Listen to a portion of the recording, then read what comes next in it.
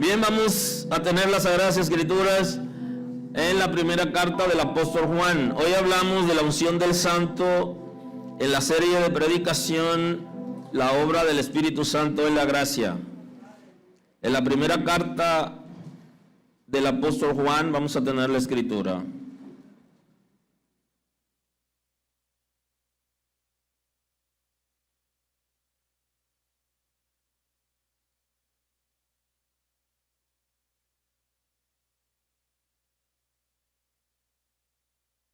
En el capítulo 2, versículo 20 de la primera carta del apóstol Juan, ahí nos quedamos la última predicación y aquí seguimos hoy. Leemos en el nombre de Jesús. Pero vosotros tenéis la unción del Santo y conocéis todas las cosas. No os he escrito como si ignoraseis la verdad, sino porque la conocéis, y porque ninguna mentira procede de la verdad. Amén. Muy amable.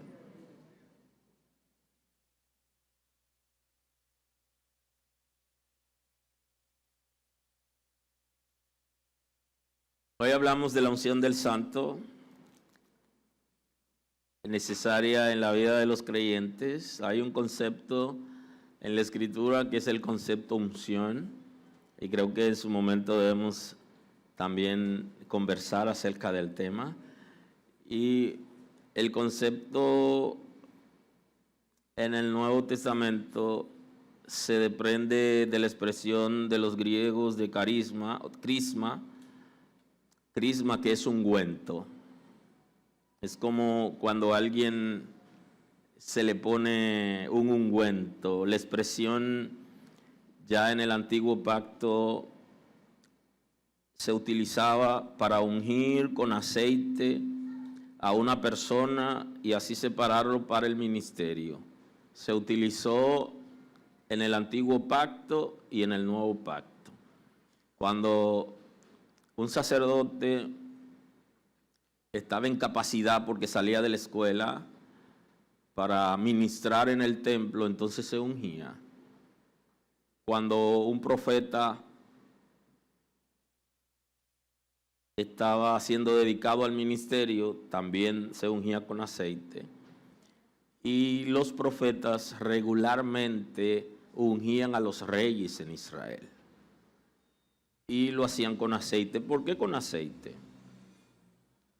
Porque el aceite, esa unción era símbolo de que el Espíritu Santo estaba sobre la persona. Y como lo estaban separando para Dios, en una señal pública de que el Espíritu de Dios había escogido a esa persona para una función determinada, entonces se le ponía aceite sobre él como símbolo de que el Espíritu Santo lo estaba separando para el ministerio. Se hacía en el antiguo y el nuevo pacto. La unción se ejerce en el ministerio, permite que se ejerza el ministerio con libertad en el área en que hemos sido llamados. Hay una expresión que la iglesia maneja, los creyentes manejan, el concepto de está ungido, y le llaman que está ungido cuando alguien hace algo con carisma o con dinamismo. Y eso no necesariamente quiere decir unción, porque el que está ungido es aquel que ha sido llamado por Dios para ejercer un ministerio, ejercer en un área determinada, y está trabajando en el área que ha sido llamado. Ahora, el Espíritu de Dios va a usar la gente de diferente manera, en este caso con carisma, para que pueda llenar las expectativas del ministerio o del área en que está trabajando. Pero el concepto de estar ungido es la persona que ha sido separada para Dios para ejercer cualquier función dentro de un ministerio determinado. Eso no quiere decir que todos los creyentes no tengan la unción. Sí, tienen la unción, pero la unción del santo, que vamos a explicar en un momento. Todos aquellos que han sido regenerados por el Espíritu de Dios tienen la unción del santo. Ahora, una cosa es la unción del Espíritu de Dios y otra cosa, en término amplio, es el llamado y separado para el ministerio, para ejercer un ministerio determinado. Como la unción con aceite era símbolo del Espíritu Santo, después del Pentecostés, no es obligatorio ungir a la gente con aceite porque era símbolo del Espíritu Santo y el Espíritu Santo está aquí. No quiere decir que sea malo ponerle aceite a la gente, porque Santiago, justamente en el Nuevo Pacto, dice que unjan con aceite. Vamos a estar claros con eso. Ahora, ese tipo de unción, la unción del que estoy hablando, tipo del Espíritu Santo, y ya el Espíritu Santo está aquí. A partir del Pentecostés, el Espíritu de Dios está aquí. Amén. Está en nosotros y con nosotros. Si alguien no, por alguna razón, no acepta o no quiere que le pongan aceite cuando se ore por él, hay que respetarlo. Bien, porque no es obligatorio, era símbolo del Espíritu Santo, se usa también en la gracia y en la iglesia, pero una muchacha que fue al salón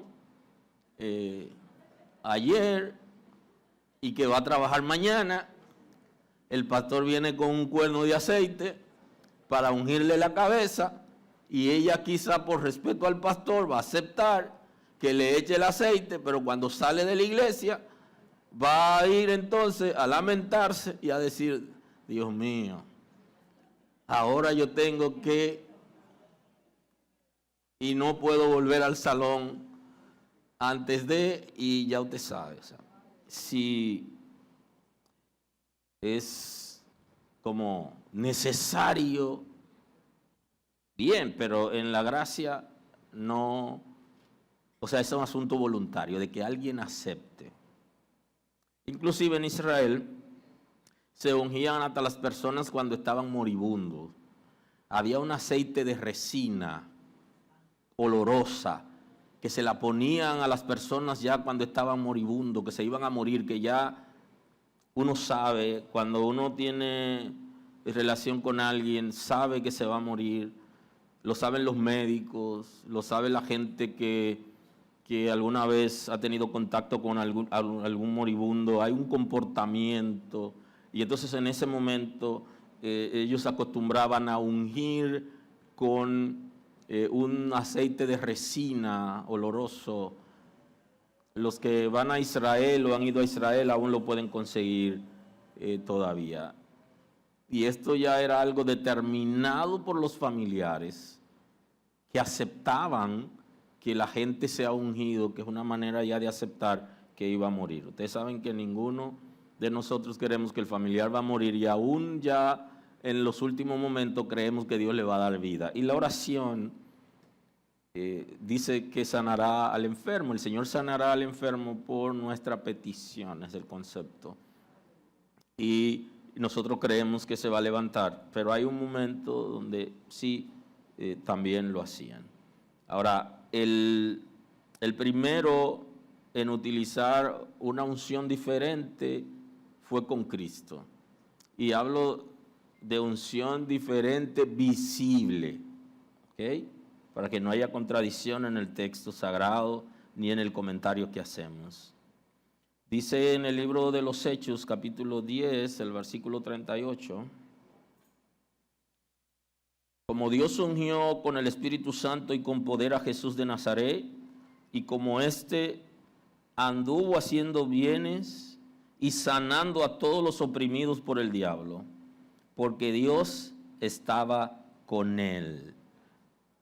Aquí está refiriéndose a esa unción del Espíritu de Dios que vino sobre Cristo visiblemente cuando Él subía del agua, cuando Juan lo bautizó.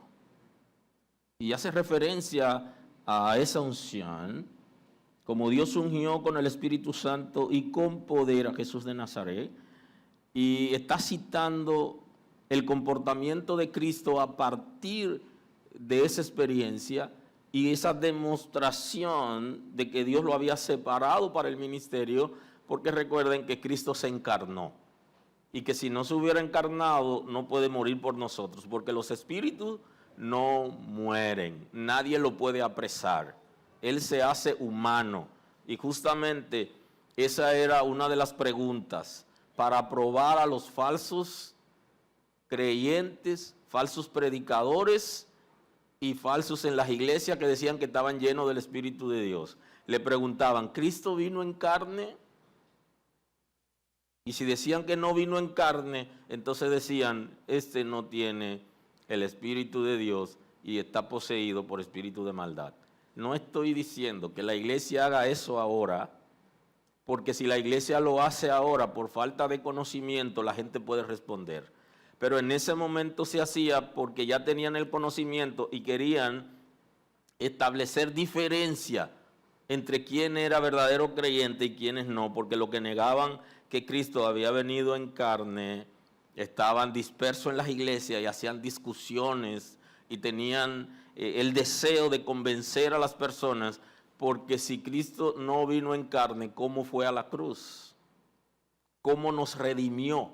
Y entonces la intención era neutralizar, ¿okay?, el concepto de redención que Cristo nos ha dado para ser justificados por medio de la fe y tener paz con Dios y reconciliarnos con Él. Y entonces aquí se veía esa discusión en el concepto. Entonces en uno de esos discursos interesantes de Pedro, está hablando acerca de Jesús y de la unción que estuvo sobre él. Es el primero que visiblemente, cuando sube de las aguas, conforme establecen los evangelios, es ungido por el Espíritu de Dios. Dice que descendió en forma de paloma. No quiere decir que la iglesia venere la paloma, porque eso es un símbolo de... Y algunos ya pudieran por eso utilizar la paloma como que Dios se mueve de esa manera y venerarla inclusive como hacen algunos y caen en la idolatría. Ese no es el concepto. Fue separado para Dios porque Él vino como ser humano para hacer la obra. Ya Juan estaba separado para preparar el camino para cuando Él entre, porque hubo un silencio profético donde no se movía muchas cosas en Israel. Dios estaba obrando, pero lo hacía en silencio. Y entonces cuando viene Juan como profeta de transición, desde la ley a la gracia. Él es que hace la transición de la ley a la gracia. Y es el que introduce el bautismo en agua como uno de los medios de gracia, aún él estando en la ley. O sea que él es el que transiciona de la ley a la gracia y prepara el camino del Señor, porque como no se había escuchado palabra de Dios abiertamente por medio de profeta, entonces Juan viene a romper con ese silencio y a preparar el ambiente para que Cristo no aparezca en una población sin alboroto. Lo que hace Juan es que alborota. Y Cristo viene y había mucha necesidad en el pueblo, y para poder llenar la necesidad en el pueblo se requería que tenga la unción del Espíritu de Dios, y en el caso de Cristo, porque Él necesitaba dar una enseñanza, formar a sus discípulos antes de ir a la cruz, porque Él iba a dejar la iglesia en manos de los discípulos y ellos necesitaban estar en la escuela de Cristo, no en la escuela del judaísmo, porque en el judaísmo le iban a enseñar otras cosas, aquellas cosas interesantes de las que enseñaba Nicodemo, pero que no le enseñaba a la gente a entrar al cielo. Y de ahí el análisis entre Cristo y Nicodemo, porque él le dice: tú eres maestro de Israel y no sabes eso, porque no todo el mundo está guiando a la gente al cielo, sino que hay gente que están guiando a las otras personas hacia algo o hacia la religión, pero no lo están guiando a Cristo. Y entonces, para poder guiar a la gente a Cristo hay que estar separado para Dios para poder ejercer ministerio con libertad. Y en estos tiempos son delicados porque mucha gente, y no solo pastores, profetas, apóstoles, están guiando a la gente hacia ellos, sino que también en las congregaciones hay gente que aprovechan la coyuntura de acercarse a las personas para guiarlos con un propósito hacia una doctrina determinada. Sin embargo, el llamado y la separación es para que las personas sean guiadas a Dios. De ahí es que Jesús, usted observa, que todo el tiempo hablaba del Padre, de que hacía lo que el Padre le había ordenado, y siendo Dios hecho hombre, no dirigió la gente directamente hacia Él, sino hacia el Padre, y ese es el norte. Y para eso se requiere la unción del Espíritu de Dios, para ejercer ministerio con libertad, guiando a las personas a Cristo, que es el Salvador, y por ende el norte, que es el cielo. Como Dios ungió con el Espíritu Santo y con poder a Jesús de Nazaret, y como éste anduvo haciendo bienes y sanando a todos los oprimidos por el diablo, y para esto es el llamado y la unción, para que ayudemos a la gente a salir de la crisis en que viven. Aunque la iglesia últimamente está pensando en que la gente que deben llegar son gente libre, eso no es lo que establece la Escritura. No necesariamente la gente que llega a la iglesia van a ser gente libre. Entonces se necesita que la iglesia guíe a la gente para que sean libres de toda opresión del infierno. Y para eso se necesita la unción del Espíritu de Dios. Y la iglesia primitiva, hasta para repartir alimentos, aquellos que repartían los alimentos entre los pobres, requería que estén llenos del Espíritu Santo. Aleluya. Porque todo lo que se hace en la iglesia, la gente debe estar separado para hacer eso, debe tener un compromiso y debe saber lo que significa ejercer ministerio. Aleluya. Aleluya. Hoy la iglesia sigue ungiendo con aceite, y no es que sea malo hacerlo, porque aún en la Escritura, en el Nuevo Pacto, se habla de esto, pero es sencillamente una representación del Espíritu Santo, era simbólico, y el Espíritu de Dios está aquí desde Pentecostés con el propósito de transformar, porque la unción de la que hablamos hoy es una unción transformadora.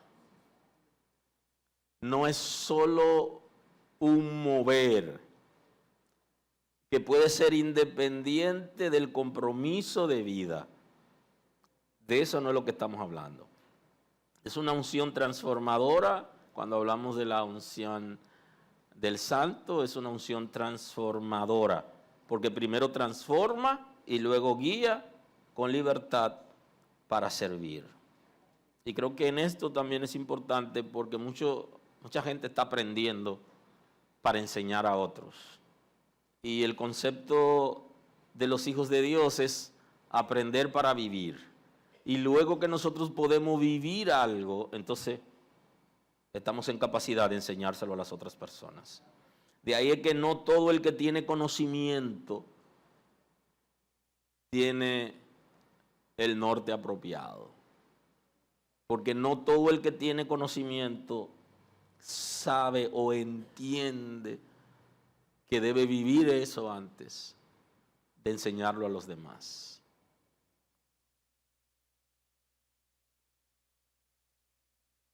Hay un texto interesante aquí, en la segunda carta a los Corintios,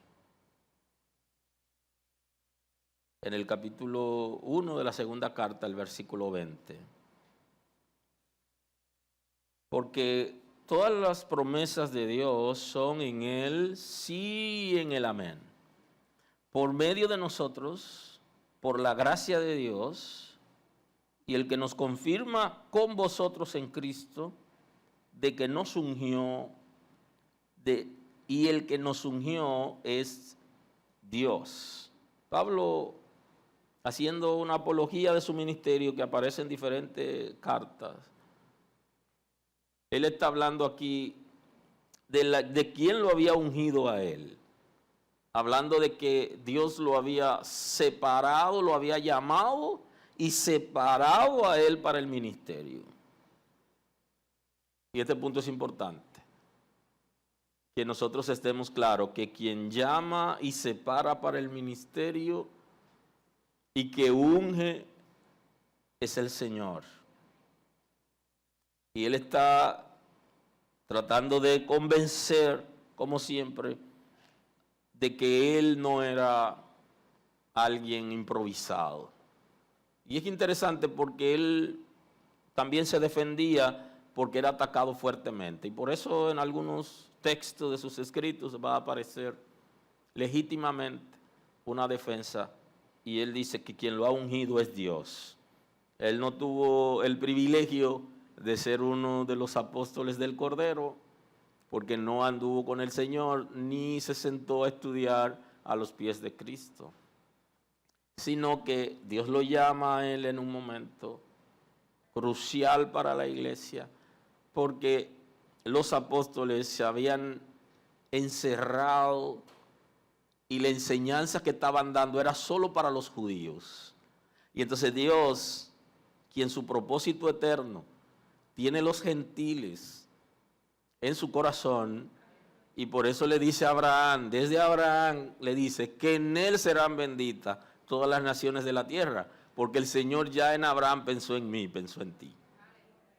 Y entonces no puede traer un evangelio, una palabra transformadora que se encierra en un círculo y que da vueltas y se queda ahí, sino es una palabra que sale con el propósito de alcanzar a los perdidos, estén donde estén. Y entonces el apóstol Pablo es llamado y ungido por el Señor con el propósito de alcanzar a los gentiles.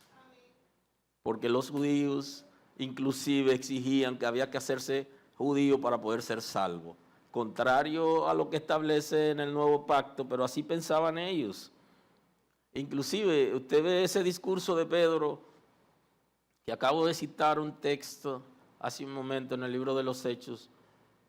Eso le ocasionó a Pedro una confrontación y él tuvo que buscar testigos, óigame, para defenderse frente al concilio en Jerusalén, que lo estaban acusando de haber predicado el evangelio a los gentiles, y él entonces decía, pero hubo manifestaciones visibles inclusive del fuego de Dios sobre ellos.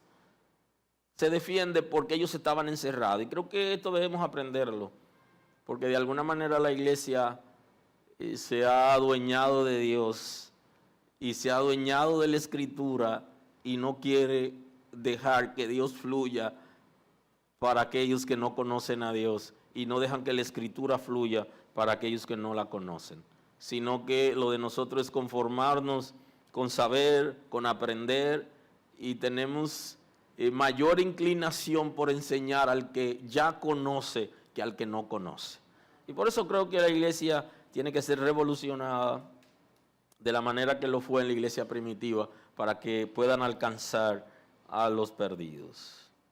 Y que sea de la mejor manera, porque la iglesia primitiva, para lograr esto, no fue de una buena manera, sino que fue bajo una crisis fuerte, de persecución inclusive, que lo hizo alcanzar más allá, y eligió, en este caso, separó y ungió al apóstol Pablo para enseñar a los gentiles que estaban sedientos de Dios y que no sabían que ya Cristo lo había redimido. Y esa es la predicación que la iglesia no da, no sé por qué. Porque la palabra es que ya Cristo redimió al pecador y que el pecador solo debe recibir y aceptar esa redención en Cristo. Pero nosotros complicamos y se la ponemos difícil a los inconversos. Aleluya. Aleluya. Y eso fue lo que hizo Cristo en la cruz, que nos redimió a todos. ¿Y qué es lo que tenemos que decirle al inconverso? Que ya Cristo lo redimió y que él debe aceptar esa redención.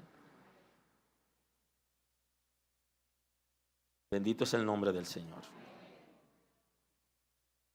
Por eso él dice, el que nos confirma con vosotros es Cristo, a vosotros en Cristo, y el que nos ungió para la gloria de Dios. ¿Sí? Así que él nos confirma con vosotros en Cristo, se refiere el apóstol Pablo a la iglesia de Corinto, y el que nos ungió es Dios. Ya saben que los corintios tenían cierta situación con el ministerio del apóstol Pablo, y el apóstol Pablo fue un poquito fuerte desde su primera carta. Dice, el cual también nos ha sellado y nos ha dado las arras del Espíritu en nuestros corazones. Y le añade un punto importante aquí, y le habla del sello, nos ha sellado, que es el concepto de separar para Dios. Nos ha sellado, nos ha separado para Dios. Le pertenecemos a Dios. Y ya desde ese tiempo, ustedes saben que se utilizaba el sello con el anillo del monarca o del líder de tribu. Se usaba ese sello como una separación o como una demostración de que él o ella había escrito esa carta que le pertenecía. Y añade un elemento acerca de las arras del Espíritu en nuestros corazones, que es como el compromiso que se hace cuando un hombre le pide la mano a una mujer. Todavía debe ser así, ¿eh? Así que las muchachas que están aquí, aunque esté enamorada y él también lo esté y tienen una relación, pero es bueno que sea él el que pida la mano. Esa tradición no es mala, ¿eh? Entonces, es como que la pide la mano, pero la pide con un anillo, con una prenda. Entonces, el apóstol Pablo está hablando del compromiso que hay entre el Señor y nosotros.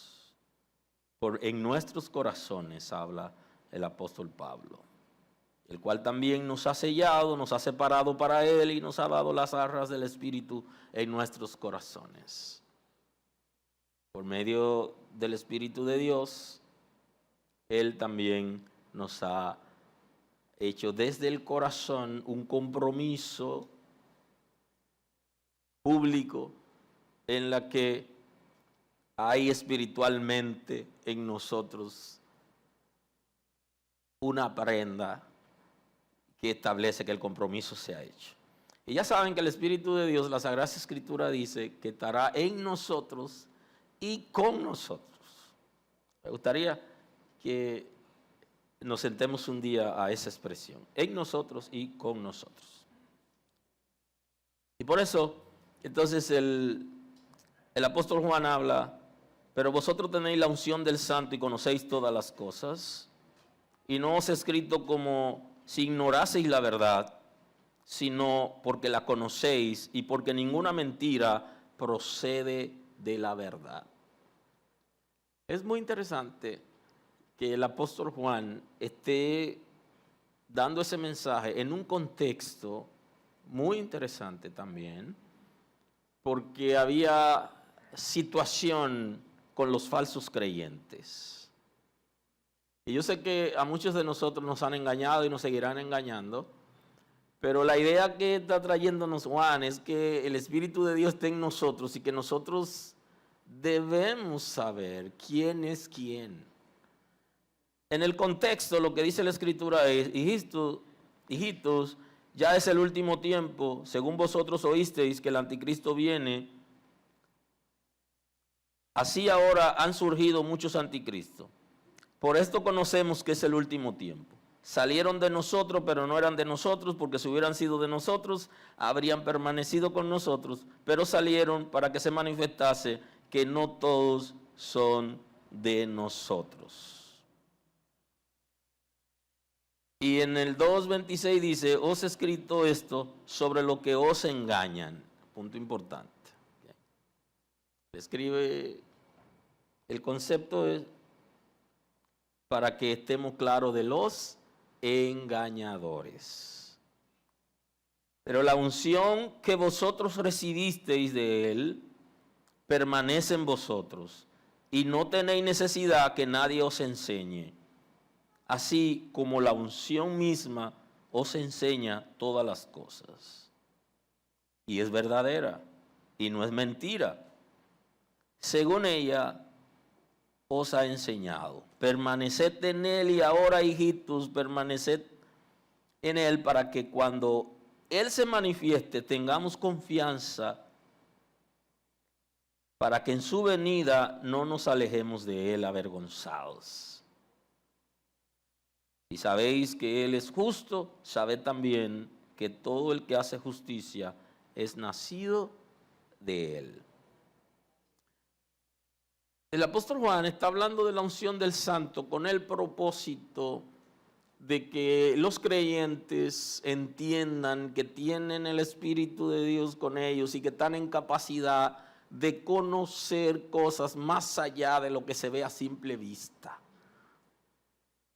Aunque hay gente que no lo ha entendido y aún uno le enseña y no ha entendido, y como quiera quieren engañarnos, sabiendo que nosotros sabemos y que la palabra lo dice, como quiera quieren engañarnos. Entonces la idea es que los que tienen el Espíritu de Dios no se dejen engañar de los falsos creyentes, porque la unción del Santo permanece y ningún engañador está en capacidad de enseñarnos, porque el que tiene la unción del Santo conoce quién es cada persona, porque el Espíritu de Dios le dice. Lo que ocurre es que nosotros no nos detenemos a desarrollar el discernimiento, porque para desarrollar el discernimiento lo primero que hay que hacer es detenerse y observar los fenómenos que ocurren en el mundo físico y en el mundo espiritual. Y cuando usted se detiene a analizar los fenómenos que están ocurriendo, entonces el Espíritu de Dios va a enseñarlo. De ahí es que cuando una gente le dice a usted que ore por él, le voy a explicar el caso. La gente le está diciendo a usted: yo te doy permiso para que tú te metas en mi vida privada y tú sepas lo que hay en mí. Y conforme a eso, tú intercedas por mí. Si usted se pone a orar por una persona y usted ora detenidamente y da seguimiento a esa oración, usted va a conocer a la persona. Eso es como cuando usted, se lo digo, cuando usted quiere saber algo de alguien, usted pone su cabeza en su almohada. Es suficiente. Es suficiente. Ahora pregúnteme a mí por qué yo no duermo con almohada. Después le cuento. Si usted quiere saber algo de alguien, acuéstese en su almohada un momento. Haga eso. Y solamente con eso usted se va a dar cuenta. Usted va a poder darse cuenta de esa persona. Y eso es desarrollar discernimiento. No es la almohada necesariamente. Es que usted se detiene a analizar. Entonces cuando usted ora por alguien, por eso cuando me piden orar por alguien que está enfermo, una de mis frustraciones es cuando la respuesta es que se va a morir. Y tengo que superar eso en términos personal porque yo no quisiera volver donde está la persona. Y yo doy vuelta y doy vuelta y doy vuelta y doy vuelta y no quiero volver a donde está la persona porque ya yo sé que se va a morir y entonces entro en una crisis. Y eso lo estoy trabajando, pero todavía me falta mucho. Porque oré y cuando una gente, Dios le va a dar vida, que uno oró y uno sabe que Dios le va a dar vida, que va a sobrevivir a la situación en que está, uno está como diferente y con ánimo, pero cuando a uno le dan, dice, mira, ya eso es como... Entonces cuando usted ora por alguien, usted logra conocer lo que esa persona está haciendo, lo que esa persona vive, usted conoce sus frustraciones, usted conoce sus debilidades, usted conoce lo que está viviendo esa persona. Y eso es discernimiento, porque se habla de la unción del santo, y es eso. Es que la unción del santo le va a permitir conocer las cosas. Y cuando usted se detiene a analizar fenómenos espirituales y fenómenos en el mundo físico, el Espíritu de Dios le va a dar la revelación. Se la va a dar. Inclusive nos va a enseñar algo más. Nos enseñará a tener un comportamiento apropiado frente a algunas situaciones que no tienen solución. Y ahí entra la madurez, que es cuando el Espíritu de Dios está trabajando con nosotros para decirnos algo de alguien que está cerca, con que uno trabaja, con que uno se relaciona, y usted tiene esa capacidad para usted estar normal, porque también eso lo hace el Espíritu de Dios por medio de la madurez en el creyente. Así que cuando usted le pide a alguien que ore por usted, usted tiene que pedírselo a alguien de confianza suyo, que cuando se ponga en contacto con Dios pidiendo por usted, se entere de cosas suyas y sea capaz de interceder por usted, de bendecirlo y de no salir a decirlo. Por eso usted tiene que tener confianza con la persona que le pide que ore. Vosotros tenéis la unción del Santo y conocéis todas las cosas. Todas las cosas, ustedes saben que no es como, en términos general, se puede ver como una figura, como una hipérbole, si se quiere. Conocemos muchas cosas que el Espíritu de Dios nos va a revelar, inclusive sobre los engañadores, que es el tema. No os he escrito como si ignoraseis la verdad. O sea, no le estoy escribiendo a gente que ignoran la verdad, sino gente que conocen la verdad absoluta, que es Cristo, y que conocen la verdad como la revelación de Dios y como la palabra profética más segura. Aleluya. Entonces, está escribiendo con gente que conoce la palabra, porque ninguna mentira procede de la verdad. Y entonces se está diciendo, porque el engañador tiende a ser mentiroso. Y entonces el mentiroso se identifica como que no tiene la verdad, porque la mentira no acuerda con la verdad. Y el que tiene el principio de la palabra no enseña mentira, bajo ninguna circunstancia. Ni guía a la gente a sí mismo, sino que la guía al Señor, porque a Él pertenecen.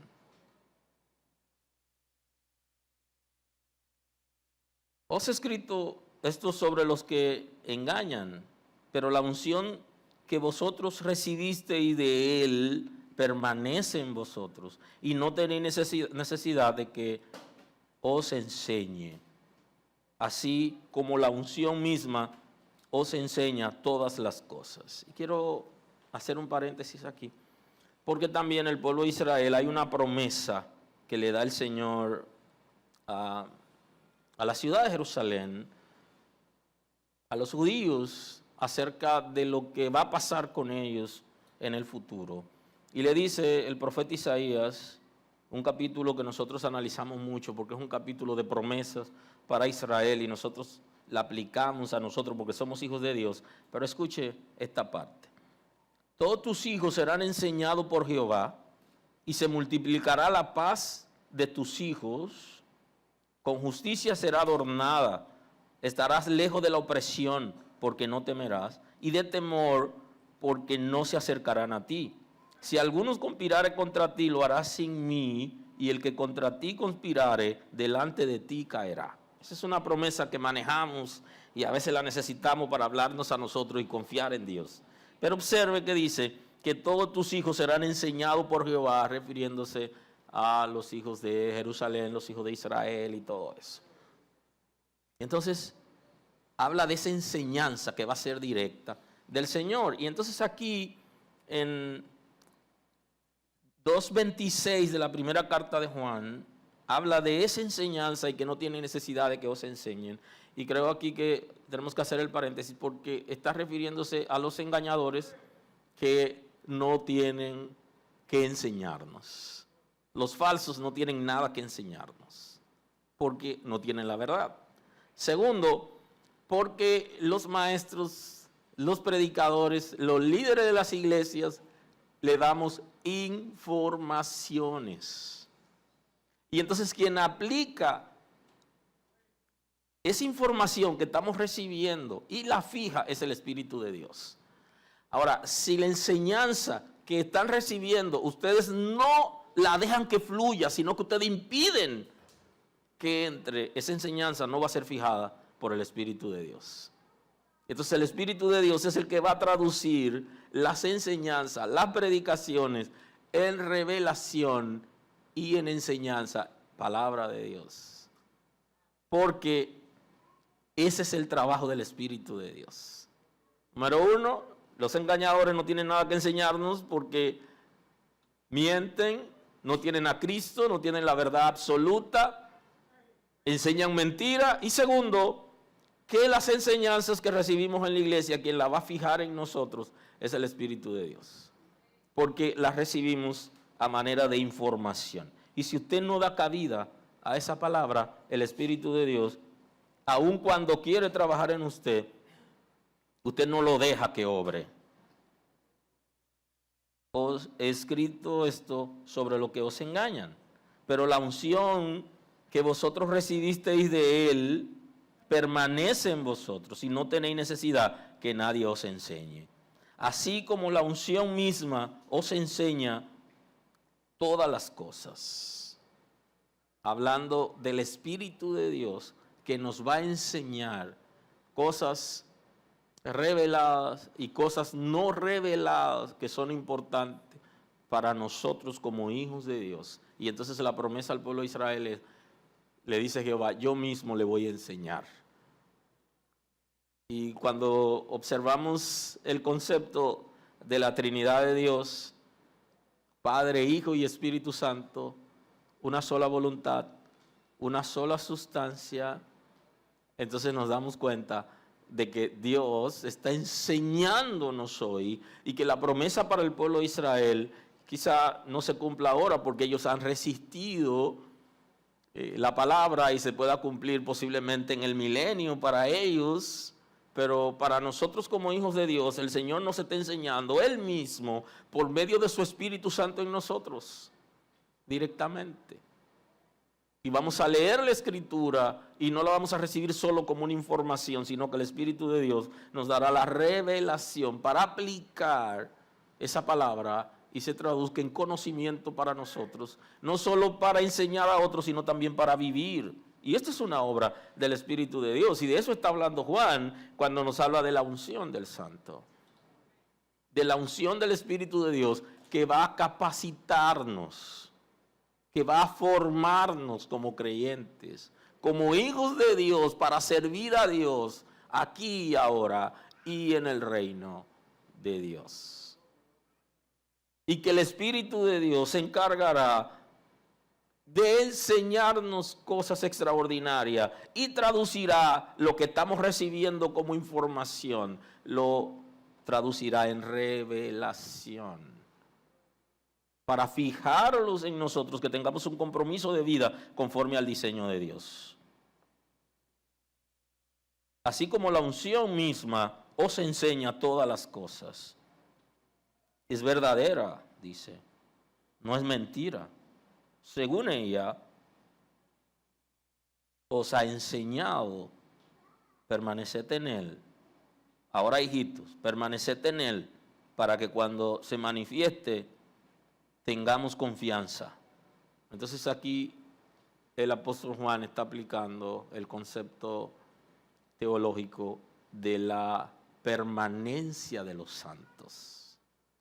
Porque aquellos que han sido regenerados permanecen en el Señor. Y Él nos da una razón y Él dice, permanezcan, para que cuando Él se manifieste, refiriéndose a Cristo, no se aparten de Él avergonzados. ¿Quiénes son los que se van a apartar de Cristo avergonzados? Aquellos que no trazaron bien la palabra de verdad. Esos estarán avergonzados. Aleluya. Y entonces Él está hablando de un acontecimiento que sirve de motivación a muchos de nosotros en medio de las pruebas, de los procesos y de las circunstancias que vivimos, y es el arrebatamiento de la iglesia. Es la venida del Señor, para que no nos vayamos de delante de Él avergonzado. Y entonces el apóstol Pablo, cuando escribe al pastor Timoteo, le habla de trazar bien la palabra de verdad como obrero que no tiene de qué avergonzarse.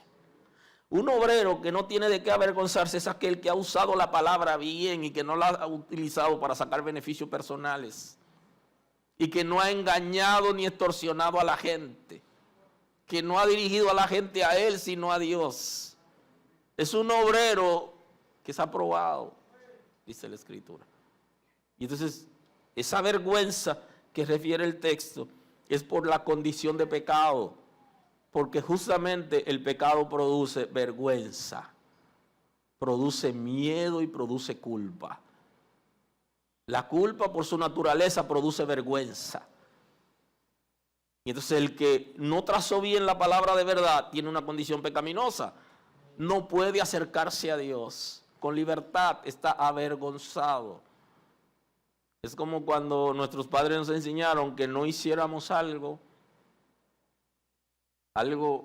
que no estaba bien y nosotros lo hacíamos, y cuando éramos más pequeños no teníamos la capacidad como para camuflajearnos y poder defendernos y hacer justificaciones, y cuando llegaba papá o mamá dice, yo no hice tal cosa.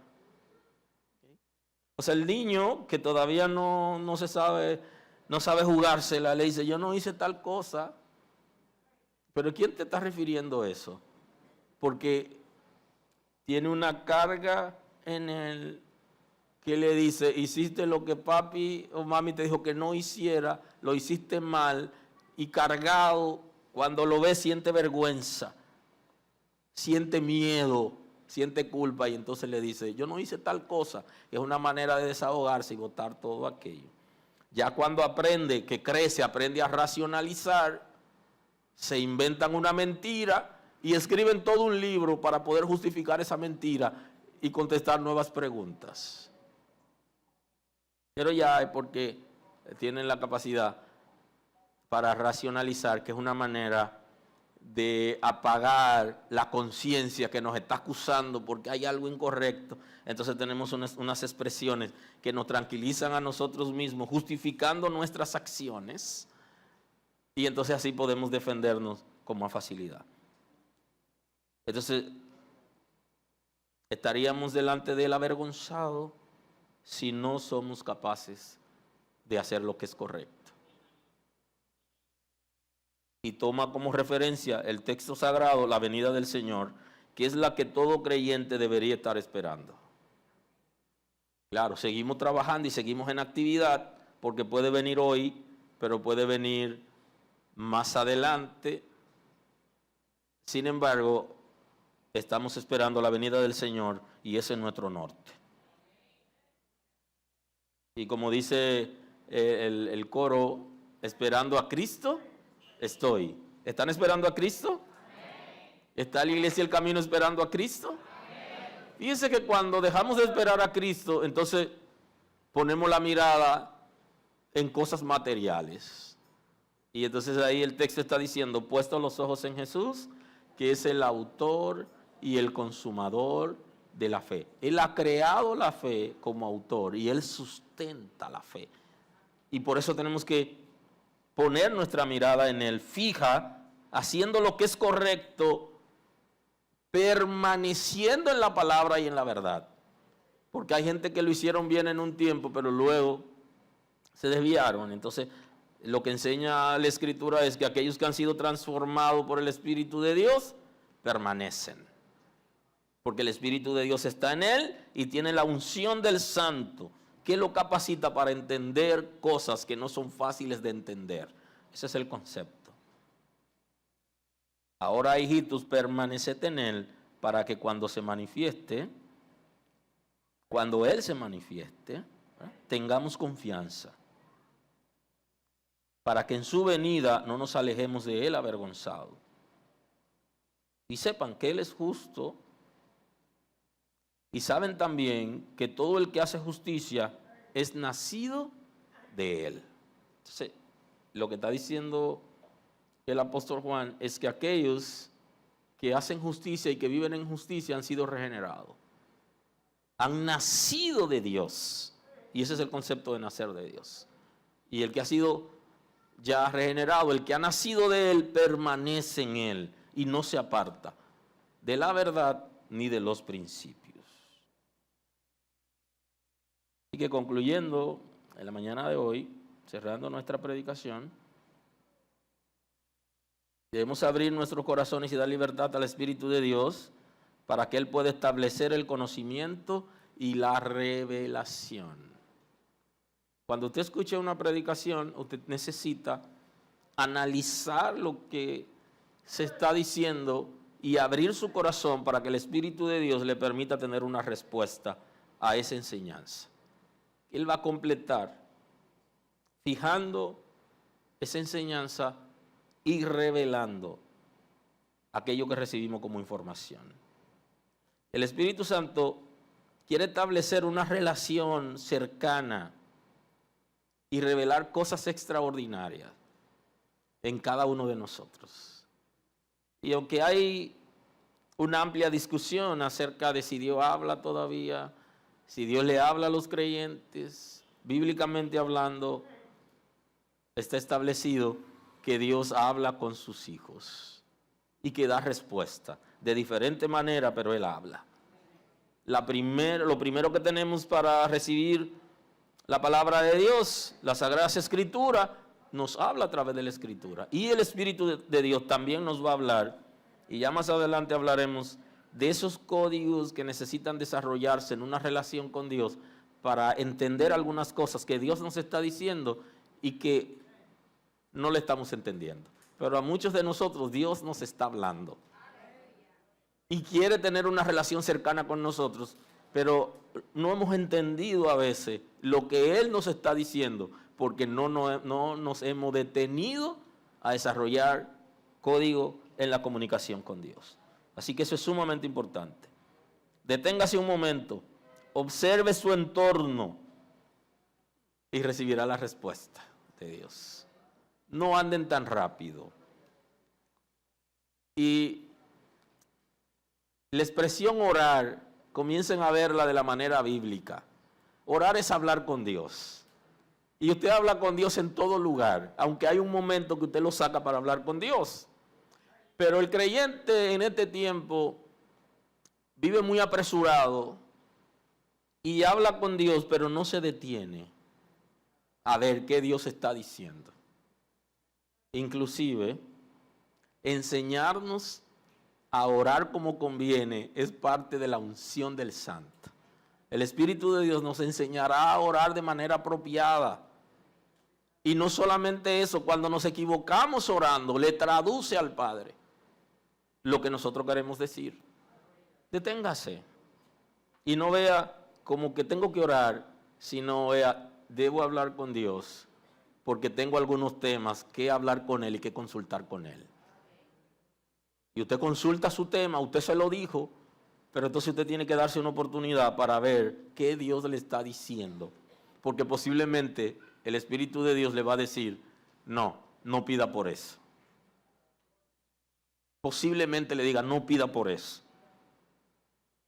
Pero ya lo pedimos y seguimos pidiendo y tenemos 5 años pidiendo, pero posiblemente el Espíritu quiere decirnos, pide otra cosa, no pida eso.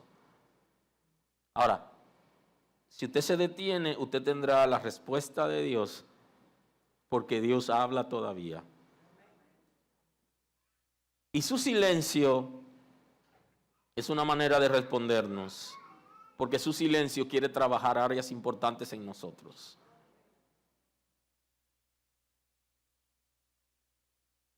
Y cierro diciéndoles, hablen con el Señor con la disposición de interactuar con Él. Yo le digo cosas al Señor, pero yo también espero su respuesta. Y la respuesta la voy a tener por medio de la Escritura, la voy a tener por medio de una palabra de ciencia que alguien me va a dar en una predicación, o la voy a tener porque el Espíritu de Dios me va a dar la respuesta de eso que yo estoy pidiendo. Y yo estoy seguro que muchos de ustedes, el Señor le está dando respuesta y no la han entendido o no la están entendiendo porque no se detienen a desarrollar códigos en la comunicación con Dios para entender qué Dios está diciendo y cómo lo está diciendo.